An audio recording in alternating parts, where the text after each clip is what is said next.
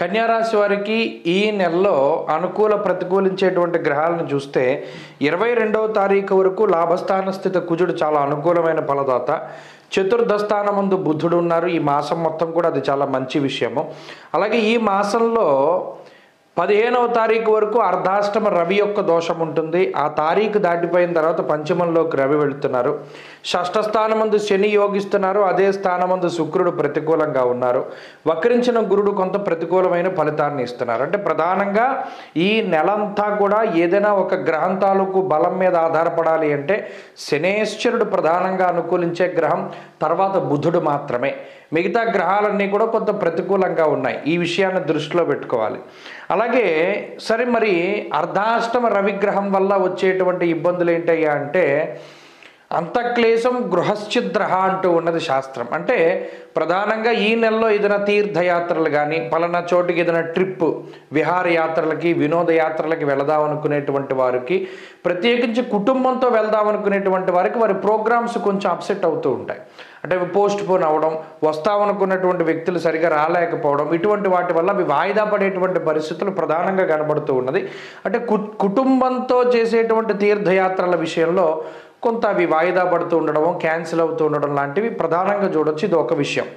రెండు, ఉద్యోగ సంబంధమైనటువంటి విషయాలు కొంత ఎఫెక్ట్ అవుతూ ఉంటాయి. అంటే పలానా నాకు ఇన్ని సెలవులు కావాలి అని అడుగుదానికి వెళ్తే వాళ్ళు సరిగ్గా రెస్పాండ్ కాకపోవడం, సరిగ్గా మీరు కోరుకున్నట్టు కుటుంబ సభ్యులతో గడపలేకపోతూ ఉండడం, అంటే అనుకున్నంత సెలవులు దొరక్కపోవడం లాంటివి కూడా కొంత అసంతృప్తికి, వాటికి అనీజీనెస్కి కారణమవుతూ ఉంటుంది. అలాగే లౌకికమైనటువంటి వ్యవహారాలు చాలా బాగున్నాయి. షష్ఠ శనేశ్వరుడు కానీ, బుధుడు కానీ ఆర్థిక సంబంధమైనటువంటి ఇబ్బందులు ఏమీ కూడా రానివ్వరు. కొంత ఏమైనా ఖర్చులు వస్తూ ఉండొచ్చు, కానీ ఈ నెల 22 వరకు కుజుడు లాభస్థానంలో ఉన్నంత వరకు కూడా ఆర్థిక సమస్యలకు అవకాశం లేదు. అలాగే ప్రత్యేకించి ఈ రవి పంచమంలోకి వెళ్ళినప్పుడు కొంత సొంత మనుషులే బాధించేటువంటి అవకాశం ఉంటుంది. సుహృత్కేశ అన్నాడు శాస్త్రముందు. అంటే సొంత వ్యక్తుల వల్ల బాధపడేటువంటి పరిస్థితులు, అంటే వాళ్ళు బంధువులు అవ్వచ్చు, మిత్రులు అవ్వచ్చు, అదొకటి ప్రధానంగా కనబడుతూ ఉన్నది. ఆరోగ్య సంబంధమైనటువంటి సమస్యలు ఏమీ రావు, కానీ కొంత హెల్త్ కూడా అప్ అండ్ డౌన్ అవుతూ ఉంటుంది. అంటే సీజనల్గా వచ్చేటువంటి కొన్ని డిసీజెస్ కానివ్వండి, నీళ్ల మార్పు వల్ల వచ్చేటువంటి కొన్ని సమస్యలు కానివ్వండి, అవి ప్రధానంగా కనబడుతున్నాయి. అంతకు మించి అనారోగ్య సమస్యలు లేవు. అలాగే కొన్ని పర్సనల్ ప్రాబ్లమ్స్ ఉంటాయి. అంటే ప్రత్యుత్పత్తి అవయవాలు, రీప్రొడక్టివ్ సిస్టమ్ అంటారే, ఆడవారికి కానీ మగవారికి కానీ కొంచెం ఆ పర్సనల్ పార్ట్స్కి సంబంధించినటువంటి ఇన్ఫెక్షన్స్ కానీ, లేకపోతే రకరకాలైనటువంటి స్కిన్ ప్రాబ్లమ్స్ కానీ, వాటితోటి కొంత ఇబ్బంది పడడానికి కూడా అవకాశం ఉంటుంది. ఇది ప్రధానంగా వచ్చేటువంటి ఆరోగ్య సమస్య. అంతకుమించి ఏది కూడా సమస్యగా కనబడలేదు. ఆర్థిక పరిస్థితులు బాగున్నాయి.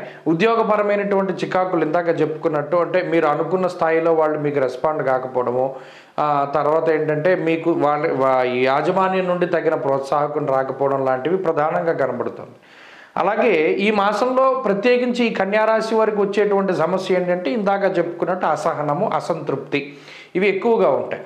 నిజానికి వీళ్ళకి ఏం లోటు ఉండదు, లేకపోయినప్పటికీ కూడా అనుకున్నటువంటివి జరగలేదే అనేటువంటి బాధ మాత్రం ఉంటుంది. అది ఒకటే ఇబ్బంది కింద కనబడుతుంది తప్పితే అనారోగ్య సమస్యలు, ఆర్థిక ఇబ్బందులు ఏవి చెప్పుకోదగ్గ లేవు. వీటి నుండి కూడా బయటపడవచ్చు. అంటే మీకు ఏదైనా రెమెడీ చేసుకోవడం ద్వారా బయటపడేటువంటి పరిస్థితులు ఉన్నాయి. అవి ఏంటి అంటే ప్రధానంగా ఆదిత్య హృదయ పారాయణ, ప్రతిరోజు క్రమం తప్పకుండా ఆదిత్య హృదయాన్ని పారాయణ చేయడం ఒకటి. రెండవది, శుక్రవారం నాడు ప్రత్యేకించి అమ్మవారి ఆలయానికి వెళ్ళి లలితా సహస్రనామం పారాయణ చేసి దీపారాధన చేయడం, తత్ఫలితంగా మరింత అద్భుతంగా ఉంటుంది ఈ నెలంతా కూడా కన్యారాశి వారికి. స్వస్తి.